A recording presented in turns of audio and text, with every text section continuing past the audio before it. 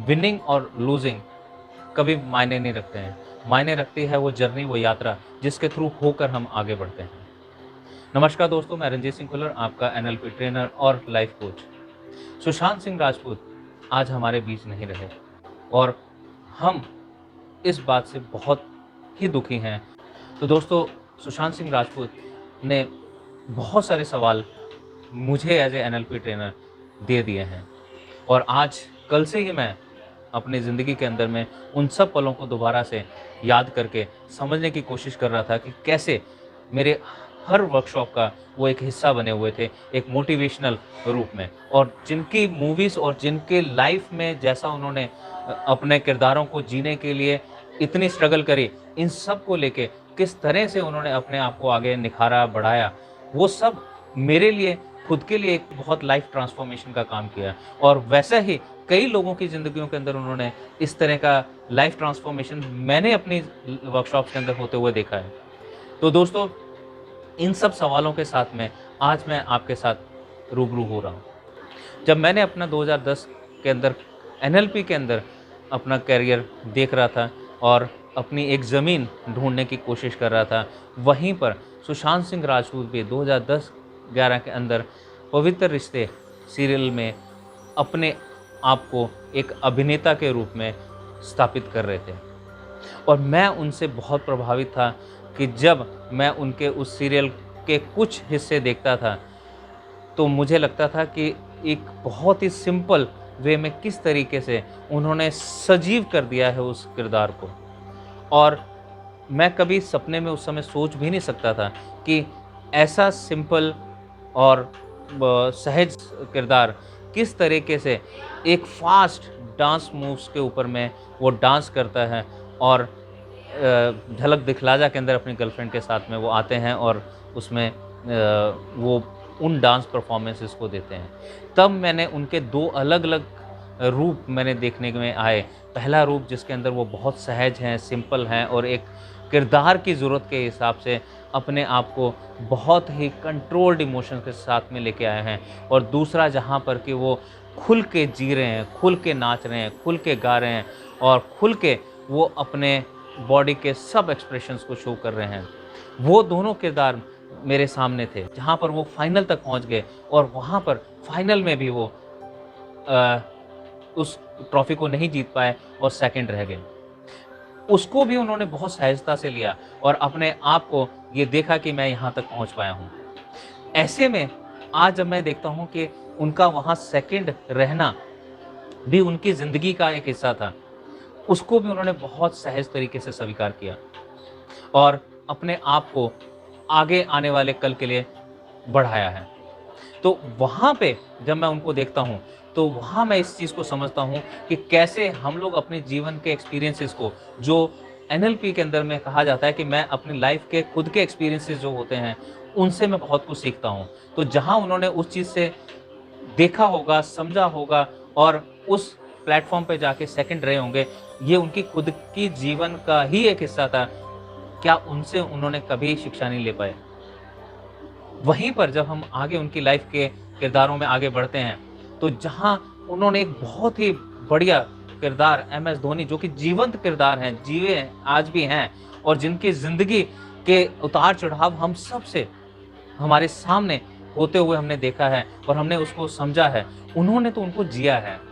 तो मॉडलिंग एक another technique हम एनएलपी में समझते हैं, मिररिंग, मैचिंग और मॉडलिंग, जिसके अंदर हम दूसरे के किरदार को, दूसरे की भावनाओं को, दूसरों के जीवन को जब हम जीते हैं, तो उनकी ज़िंदगी के अंदर में जो भी उतार-चढ़ाव आते हैं, उनसे हम लोग सीखते हैं और हम उनके जैसे उस एक्सीलेंस को बहुत बखूबी हम लोग ले सकते हैं, अपनी ज़िंदगी के अंदर उतार सकते हैं। क्या सुशांत सिंह राजपूत ने जब एमएस धोनी का किरदार निभाया, क्या उनके सशक्त किरदार को, उनके सशक्त व्यक्तित्व को अपनी ज़िंदगी के अंदर उतार नहीं पाए? जब उन्होंने कैलिब्रेशन के द्वारा कैलिब्रेट करके उनके छोटे से छोटे माइन्यूट एक्सप्रेशंस को, छोटे से छोटे बॉडी मूवमेंट्स को, उन्हें बखूबी अपनी उस मूवी के अंदर में उतारा है, जिसको हम देख सकते हैं कैसे वो हेलीकॉप्टर शॉट लगाता है, कैसे वो अपने बॉडी मूवमेंट के साथ में ग्राउंड में आता है, कैसे उसकी स्माइल और धोनी की स्माइल बिल्कुल मैच करते हुए, कहीं न कहीं ऐसा भी लगता है कि दोनों एक ही हैं। ऐसे में जब हम एनएलपी की मॉडलिंग टेक्निक को समझते हैं, उन्होंने बहुत ही हद तक उस मॉडलिंग टेक्निक को उस वहाँ इस्तेमाल किया है। और हमारी समझ, मेरी समझ इसमें ये आती है कि कैसे कोई मॉडलिंग टेक्निक करके उसमें से सीख नहीं ले पा रहा है या नहीं ले पाया है। और आज तकरीबन 11.5 लाख लोग सुसाइड करते हैं इंडिया के अंदर हर साल, और वो भी उसी रास्ते पे चले गए। जहाँ हम उनको रिश्तों की बात करते हैं, समझते हैं, तो अपने गर्लफ्रेंड के साथ ब्रेकअप होने के बाद भी उन्होंने उसको डिफेंड करने के लिए वो सामने आए और उन्होंने कहा कि ना ही अंकिता लोखंडे अल्कोहलिक हैं, ना ही मैं वोमेनाइज़र हूँ, और मैं उस एनवायरनमेंट से हूँ जहाँ मैं एक औरत की इज्जत करना जानता हूँ। और हम रिश्ते में आते हैं और जाते हैं, ये दुखद अंत ज़रूर है इस रिश्ते का, पर हमें आगे बढ़ना चाहिए। वहीं पर हम रिश्तों की जब बात करते हैं, वो जिस एनवायरनमेंट के अंदर रह रहे थे, वो एनवायरनमेंट ऐसा था जहाँ पे कि रिश्तों का बनना और टूटना ये एक आम बात है। लोग इसको सहन करते हैं, इसको झेलते हैं और जीवन में आगे बढ़ जाते हैं। हम सब सलमान खान जी को जानते हैं और हम उनकी लाइफ को बहुत बखूबी नज़दीक से देखते हैं, जो हमारे को मीडिया में दिखता है कि कितनी बार उनके रिलेशनशिप बने और कितने डीप रिलेशनशिप में वो रहे हैं। और उन डीप रिलेशनशिप में रहने के बाद में उनका भी निकलना उनके लिए मुश्किल होता रहा है, और वहाँ पर भी वो एग्रेशन और उस फॉर्म में रहे हैं। लेकिन उस सब को ओवरकम करते हुए वो लाइफ में आगे बढ़े हैं, और आज भी वो एक सफल अभिनेता के रूप में हमारे सामने हमारे को एक अच्छा सिनेमा दे रहे हैं। यही नहीं, करीना कपूर और शाहिद कपूर की भी प्रेम कहानी हमारे सामने है, जो एक लंबे समय तक एक बहुत सीरियस रिलेशनशिप में रहे, और जब उस रिलेशनशिप का अंत हुआ तो वो भी अपने अपने रास्तों में बहुत हद तक आज एक लाइफ को गुजार रहे हैं और एक ही इंडस्ट्री के अंदर फिर भी रह रहे हैं। तो जहाँ मेरा एनवायरनमेंट ऐसा है, वहाँ पर क्या मुझे उस एनवायरनमेंट से सीखने को या उसमें से क्या मेरे को कुछ नहीं मिला है? क्या मैंने उसमें से कुछ भी अपने लिए नहीं रखा है? मुझे ये भी एक समझने की बात आती है, और मेरे लिए ये भी एक बहुत बड़ा क्वेश्चन मार्क मुझे देके जाता है। फिर मैं आगे देखता हूँ कि वो खुद एक सफल इंजीनियर रहे हैं, और उन्होंने जब पढ़ाई करी है और वहाँ पर भी वो टॉपर रहे हैं, सक्सेसफुल रहे हैं। तो जहाँ वो अपनी ज़िंदगी के अंदर सफलता को भी उन्होंने देखा है, सेकंड होना भी उन्होंने देखा है, और उन्होंने अपने करियर में MS धोनी मूवी के आने के बाद में एक बहुत अच्छी अभिनय करने के बावजूद सक्सेस नहीं पाना बॉक्स ऑफिस पे, पर फिर भी क्रिटिक्स उनको हमेशा लाइक करते रहे हैं। उसको भी वहाँ पर वो डाउनफॉल उन्होंने देखा, और फिर वहाँ से निकल के एक और मूवी, छिछोरे मूवी उन्होंने दी। तो जब हम ऊपर से नीचे, नीचे से ऊपर का अपना ग्राफ देखते हैं, तो वहीं पर उसी एनवायरनमेंट में रहते हुए अमिताभ बच्चन जी, जिनकी लाइफ भी बहुत ही बड़ी स्ट्रगल्स के साथ स्टार्ट हुई थी, उन्होंने कई ऐसी फ्लॉप मूवीज़ दी जिसके बाद में शायद कोई आदमी उठ ही ना पावे, और कितना क्रिटिक्स उन्होंने अपनी आवाज़ को लेके, अपने डायलॉग डिलीवरीज को लेके, अपनी बॉडी लैंग्वेज को लेके उन्होंने शुरुआत में जिया है, और उसके बाद में एक सफलतम अभिनेता बन के उभरे हैं। और फिर एक और दौर उनकी लाइफ का आया है जिसके अंदर वो बहुत ही डाउनफॉल में गए हैं, जहां उन्होंने ABCL कॉरपोरेशन बनाई और उसके अंदर भी उन्होंने बहुत बड़ा घाटा खाया। उन्होंने इवेंट ऑर्गेनाइज करी, उसमें भी घाटा खाया, और लोगों का उन्होंने गुस्सा उसके अंदर अपने आप को बहुत हद तक देखा जब उन्होंने मिस वर्ल्ड का इवेंट ऑर्गेनाइज करवाया। तो ऐसे में जहां वो प्यार पा रहे हैं लोगों का अपनी मूवीज़ की वजह से और उसमें अभिनय करके, वहीं पर वो इवेंट्स करके और कंपनी के अंदर में वो उनका गुस्सा भी देख रहे हैं। कहाँ उनके डायलॉग्स को, कहाँ उनकी बात को लोग बहुत दिल से सुन रहे हैं, कहाँ वो पॉलिटिशियन के तौर पे वो बिल्कुल अनसक्सेसफुल बताए गए, कहाँ वो एक समय में लोगों को हिट से हिट मूवी देख रहे थे, कहाँ वो एकदम से फ्लॉप मूवीज़ में आ गए, कहाँ उन्होंने एक समय में टीवी को कहा कि मैं टीवी पे नहीं आऊँगा, कहाँ उन्होंने एक समय बाद जब अपने आप को दोबारा से उन्होंने इकट्ठा करना शुरू किया और फिर दोबारा जर्नी स्टार्ट करी, तो उन्होंने टीवी का भी सहारा लेने से गुरेज नहीं किया।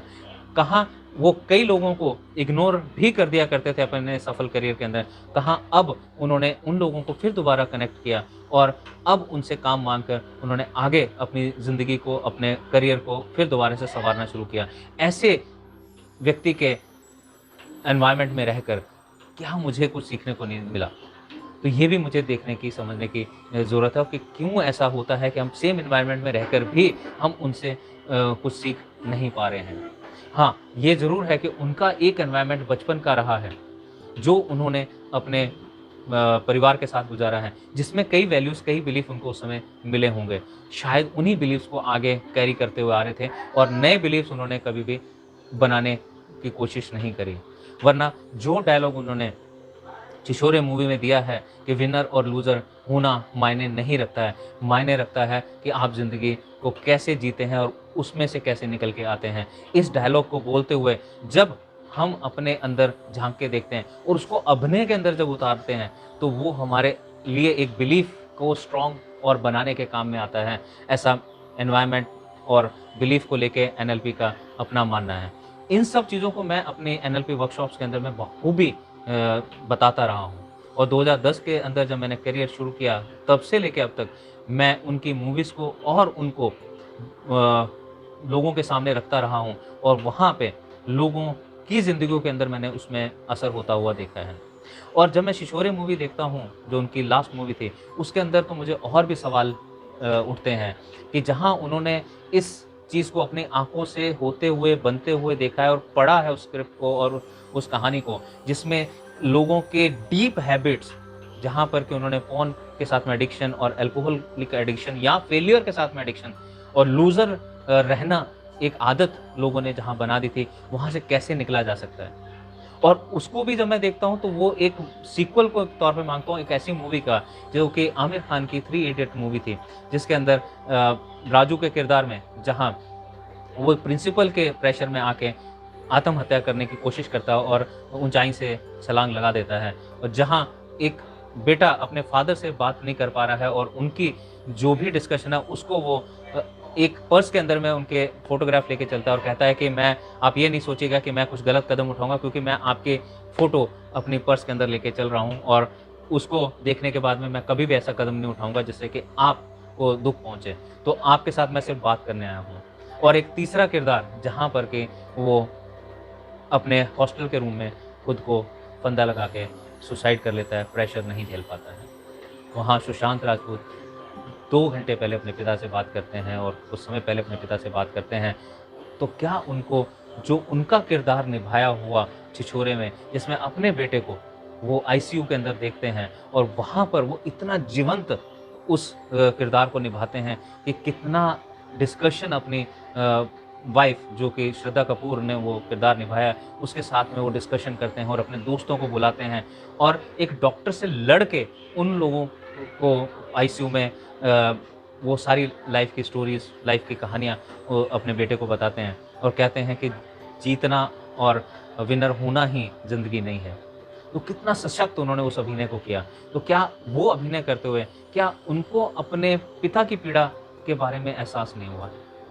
ये सब ऐसे सवाल हैं जो मैं आज अपने आप को पूछ रहा हूँ कि मैं अपने आप को एज़ ए एनएलपी ट्रेनर के तौर पे पूछ रहा हूँ कि मेरे लिए ये जानना बड़ा ज़रूरी है, मेरे लिए समझना बड़ा ज़रूरी है कि क्यों और कैसे जब हम ये सब किरदार निभाते हैं, जब हम सब ये सब चीज़ें देखते हैं, तो मेरी ज़िंदगी के अंदर में उनसे कुछ भी सीखने को, उनसे कुछ भी समझने को आता है या नहीं आता है। क्योंकि ये सब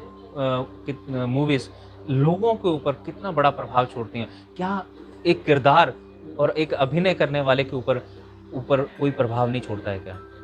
तो बहुत सारे सवालों के साथ में आज मैं दुखी मन के साथ में इस वीडियो को बना रहा हूँ, क्योंकि इसने मुझे एज़ ए ट्रेनर भी झकझोरा है, एज़ ए पर्सन भी झकझोरा है और समाज के अंदर में जो ये डिप्रेशन है, जो ये मेंटल इलनेस है, जो ये मेंटल लेवल पे हमारे समझ है और हम लोग उस चीज़ को बहुत हद तक छुपा के रखना चाहते हैं, वहाँ पर भी मेरे को सवाल देता है। ऐसी इंडस्ट्री, ऐसा माहौल जहाँ पर के दीपिका पादुकोण जैसी भी हैं, जो अपने उस डिप्रेशन को बिल्कुल सबके सामने हर इंटरव्यू के अंदर में बताती हैं और अपने खुद के एनजीओ लिव लाइफ लव के थ्रू वो बताना चाहती हैं कि किस तरह से अगर हम डाउन हैं तो हमें अपनी लाइफ में इसको आगे बढ़ाने के लिए हमें किसी की हेल्प लेने से गुरेज नहीं होना चाहिए, हमें हेल्प मांगनी चाहिए, हमें हेल्प लेनी चाहिए। तो वहाँ पर क्या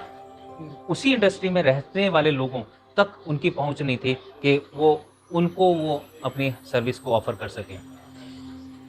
वो डॉक्टर की कंसल्टेंसी ले रहे थे, पर क्या हम और उनकी कहीं हेल्प कर सकते थे? क्या वो कहीं से कुछ हेल्प ले सकते? क्या और कहीं वो अपने आप को देख सकते थे, ढूँढ सकते थे?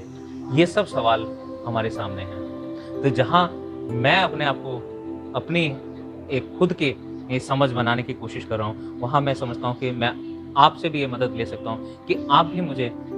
अपने कमेंट्स के ज़रिए समझाने की, बताने की कोशिश करें और हम उस पे डिस्कशन कर सकते हैं कि कैसे इस समाज के अंदर अब हम वो 11.5 लाख का आंकड़ा जो सुसाइड होता है मेंटल इलनेस की वज़ह से, जो कि डब्ल्यूएचओ का अपना आंकड़ा है। तो जब हम इन सब आंकड़ों को समझते हैं, तो क्या हम आने वाले समय में उस आंकड़ों को कम कर सकते हैं? क्या हम उसके ऊपर कुछ काम कर सकते हैं? ये सब सवाल आज मेरे ज़हन में उठ रहे हैं। बहुत उथल-पुथल है, बहुत अंदर से मैं झकझोरा हुआ हूँ और मैं समझ सकता हूँ कि आप लोग भी कहीं न कहीं मेरे से कनेक्ट कर सकते हैं, करते होंगे। इन सब क्वेश्चंस के साथ में आज से मैं दुखी मन से विदा लेता हूँ। नमस्कार।